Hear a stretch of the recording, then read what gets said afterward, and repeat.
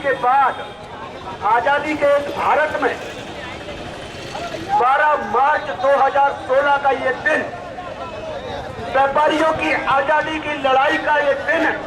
बरसों बरसों तक याद किया जाएगा और हमारी सरकारों के लिए ये काला दिवस के रूप में मनाया जाएगा। ये सरकार जो राम मनोहर लोहिया के आदर्शों पे चलने वाली सरकार है, वो भी एक व्यापारी थे और वो कहते थे कि इस देश के अंदर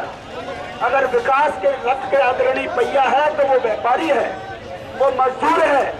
जो अब मजदूरी करता है और देश को आगे बढ़ाने में अपना काम करता है, व्यापारी है जो व्यापार करता है और देश को आगे बढ़ाने के लिए राजस्व चुकाता है। वो किसान है जो किसान अपनी मेहनत से हम लोगों का पेट के पालन तो करता ही है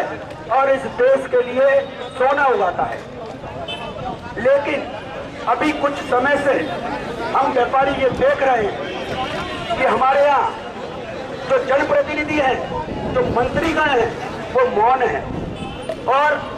ये लाल फीता शाही अफसरी इतनी हावी है कि वो एक रोज नया डिपार्टमेंट हम व्यापारियों पर हमारा खून चूसने के लिए ढूंढती रहती है और उसी का परिणाम है कि एक्साइज डिपार्टमेंट के कुछ लोग जाकर जेटली जी के पास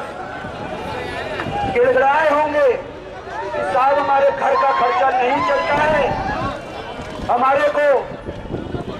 अपनी अवैध कमाई के लिए सोने चांदी जैसा डिपार्टमेंट दे दो, हम आपको अगली बार सत्ता में जरूर पहुंचाएंगे। तो शायद जेटली जी ने उनकी बातों पर आकर इन सोने चांदी दुकानदारों का दान उस एक्साइज डिपार्टमेंट को कर दिया होगा। लेकिन जेटली जी ये मत भूलो, ये व्यापारी अगर सत्ता में बिठा सकता है तो सत्ता से उतार भी सकता है। ये व्यापारी न केवल अपने लिए कमाता है, न केवल अपने बच्चों के लिए कमाता है, न केवल अपने रिश्तेदारों के लिए कमाता है, अपितु उन मजदूरों को भी रोजगार देता है, श्रमिकों को भी रोजगार देता है, उन अपने यहाँ सेवा देने वालों को भी रोजगार देता है और उसके साथ साथ आपके जितने विभाग लगते हैं उन सबको कर के रूप में चुकाता है और कर के रूप में चुकाने के बाद आप जिनको लगातार वेतन आयोग देकर वोट के लिए खुश करते जा रहे हो, उनके घर का पेट भी भरता है,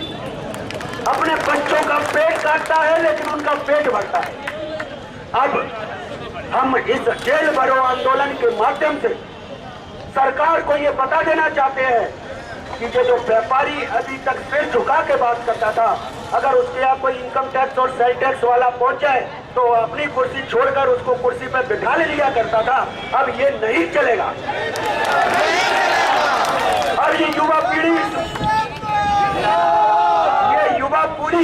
यहाँ उपस्थित ही युवा पीढ़ी इस बात का संकेत दे रही है कि ये अब नहीं चलेगा। ये अगर व्यापारी दूध देने वाली गाय है तो हम बता देना चाहते हैं कि हमारे भी सींग निकले आए। कभी भी दूध देने वाली गाय सींग नहीं मारती है, वो उसका दूध निकालो वो चुपचाप दूध देती है, लेकिन जब उसे परेशान किया जाता है तो वो सींग हिला देती है और दूध निकालने वाला दूर हो जाता है। हमारे व्यापारी भी अब सींग निकाल के खड़े हैं। हमें चाहे जेल में डालो, चाहे हम पे लाठी बरसाओ, चाहे हम पे छापे मारो, चाहे हमको ब्लैकमेल करो, लेकिन इस एक्साइज ड्यूटी जैसे गलत नीतियों को, हम कोई भी गलत नीतियों को सहन नहीं करेंगे। आज ये लड़ाई एक्साइज ड्यूटी के लिए है। इस मंच के माध्यम से मैं प्रदेश सरकार को भी आगाह कर देना चाहता हूँ कि जयंत मलैया जी, आप भी कान खोल के सुन लो कि जिस तरह आपने बम 49 हर वस्तु पे लगा दिया है और हमारा खून चूसने के लिए उन जांच चौकियों को छोड़ दिया है, वो जांच चौकियां आपको वापस लेनी होगी।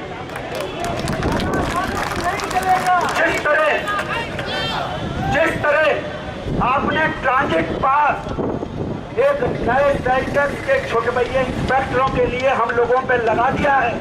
उनका पेट पालने के लिए लगा दिया है और हमको परेशान करने के लिए लगा दिया है, हमारे व्यापार में बाधा उत्पन्न करने के लिए लगा दिया है। ये ट्रांजिट पास हम सहन नहीं करेंगे, चाहे जितनी जेल भरनी पड़े, चाहे जितने बड़े आंदोलन करने पड़े, लेकिन हम ये सहन नहीं करेंगे। कुल मिला के मैं ये कहना चाहता हूँ कि व्यापारियों ने रेल की पटरी के आगे बैठना पड़े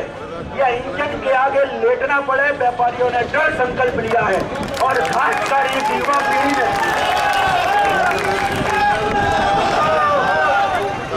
खासकर इस युवा पीढ़ी ने आगे आके ये संकल्प लिया है कि सरकार की किसी भी गलत नीति का विरोध हम सड़क पर आके करेंगे, हम आंदोलन के रूप में करेंगे, लेकिन कोई गलत नीति सहन नहीं करेंगे। मैं कह देना चाहता हूं कि टैक्स हमारा नियम तुम्हारे, टैक्स हमारा नियम तुम्हारे।